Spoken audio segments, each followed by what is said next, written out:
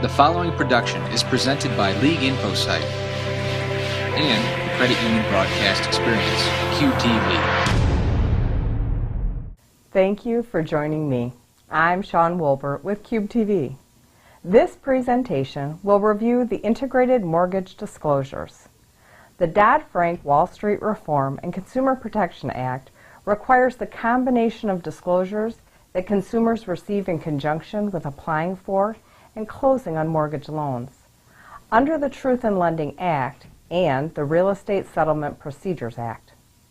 As a part of the Integrated Mortgage Disclosure requirement, the Consumer Financial Protection Bureau, or CFPB, has amended Regulations X and Z to establish new disclosure requirements and forms for most closed-end consumer credit transactions secured by real property.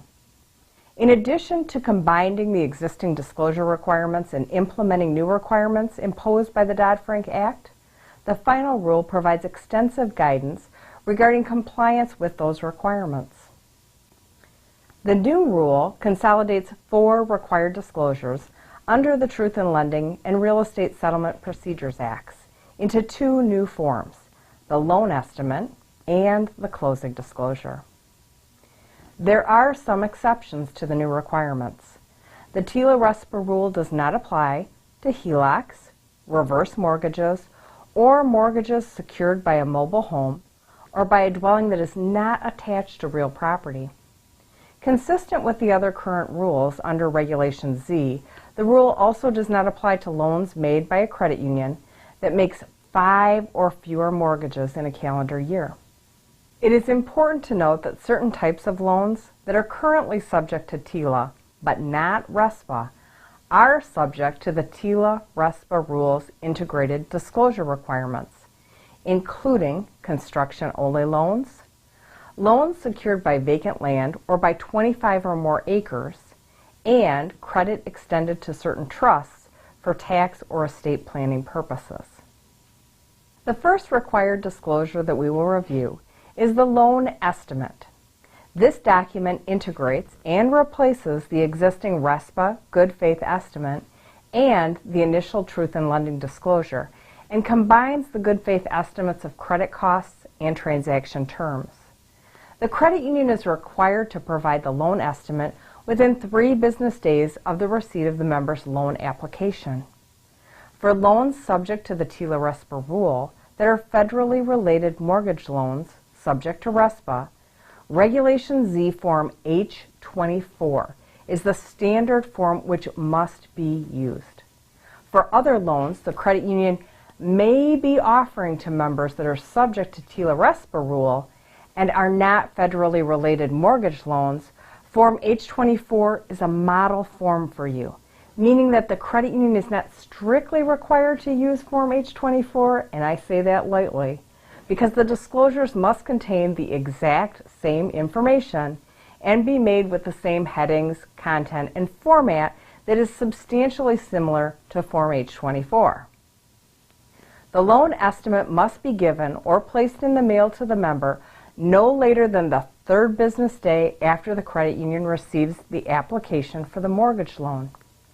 An application is defined by the new requirements as a submission of the member's financial information for the purposes of obtaining an extension of credit.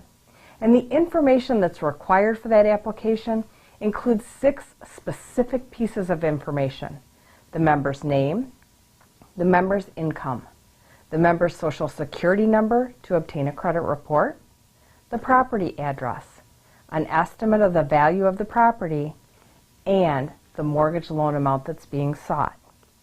Even if you need additional information to process the loan application, once you have these 6 required elements, you must meet the timing requirements of providing the loan estimate. The credit union is responsible for ensuring that the figures stated in the loan estimate are made in good faith and are consistent with the best information reasonably available at the time that they are disclosed. As with past disclosure requirements, a careful review of the regulatory requirements will be necessary if the final loan costs do not match the estimates provided to the member.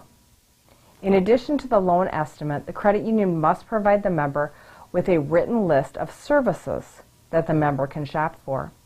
This written list of providers is separate from the loan estimate, but must be provided no later than 3 business days after the credit union receives the member's application. The list must identify at least one available settlement service provider for each service and state that the member may choose a different provider of that service. 3 days before loan closing, the credit union must provide the member with the closing disclosure. This form integrates and replaces the existing HUD-1 and the final truth in lending disclosure.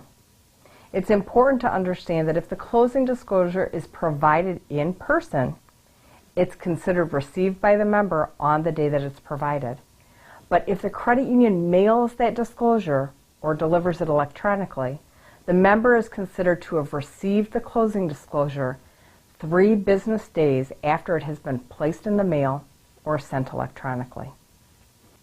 As with the loan estimate, the closing disclosure must contain the exact same information and be made with headings, content, and format substantially similar to sample form H25, which is in the appendix of the regulation.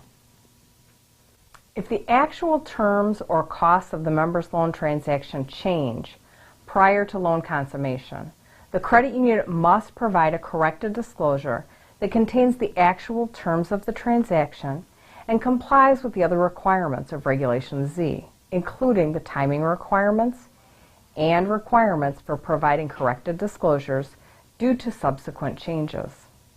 If the credit union provides a corrected disclosure, it may be required to provide the member with an additional 3 business day waiting period prior to loan consummation.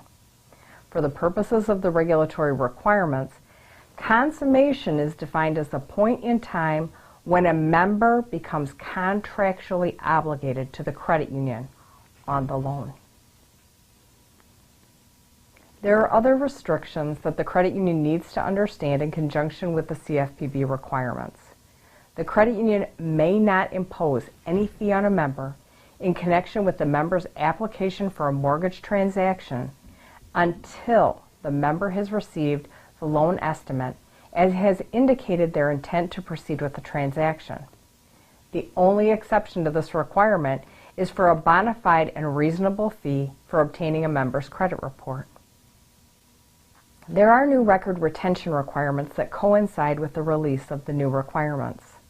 The credit union must retain copies of the closing disclosure and all documents related to the closing disclosure for 5 years after loan consummation. The credit union must retain all other evidence of compliance with the integrated disclosure provisions of Regulation Z, including the loan estimate, for 3 years after consummation of the transaction. I want to give you a caution here. State laws may require longer retention periods, so it's very important to review state requirements before destroying loan documents. The new integrated disclosures must be provided by the credit union when they receive an application from a member for a closed-end credit transaction secured by real property on or after August 1st, 2015. The credit union will still be required to use the good faith estimate, HUD-1, and truth in lending forms for applications received before August 1st, 2015. Visit the CFP's website for additional information, compliance guides, and model forms. They have a lot of information available to your credit union, and it's important that you take a look at that information. Thank you for joining me at the CU Compliance Connection by InfoSite, only on Cube TV. Thanks for watching the #1 compliance program for the credit union community. Stay tuned.